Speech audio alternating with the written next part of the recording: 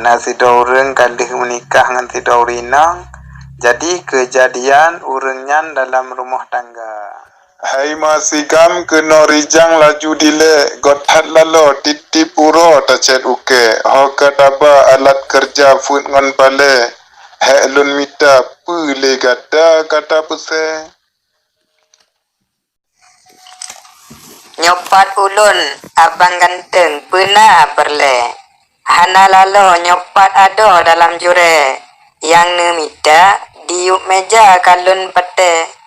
bek tak subra karu raya lelun male Puhan subra ku dinda sabi lale kecut abang tanta hidang bungon gule han lun tupat pat adik lahat diwa baje entik telat lun berangkat japlah kaya pelun hidang mebreh pihitan mesi are hana neblo mesi kilo ungkut sure luwe kerja jeh di luar kalun ade ku barok gothat kuto cukup kempe teman kiban peng diluntan mesti ribe macam cara lun usaha abih lagi lun fikir sabi-sabi sakit ule peng dalam ke leho abih hana lun te Puhan habe gaduh sidih nibak gede saban uro droneh lalo meen bate hana hek bak negese nam le nepu turut bungah suput tua wate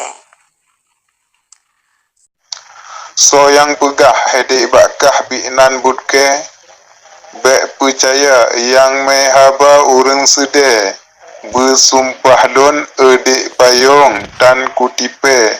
bud yang hina dilun hana wahai kembe menyohana pakon temah pekrum ite ulun semah raya meah ulun lake mungkin salah yang lun pegah jiuh dise jaman jino kiban tanyo hana tente dilun hedik jih di pabrik sifat mete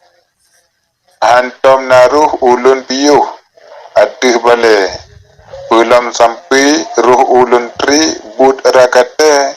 nyobut harum berang kadum hanlun tire meah sayang kesalahan yang lun rite nyor kasiap cepat-cepat neteraje wate newo dabuh neblo sabah pangke segala alat bandum lengkap aso je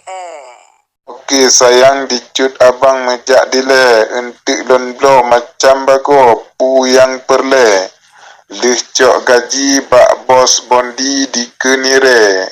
kume gata tak belanja rata gede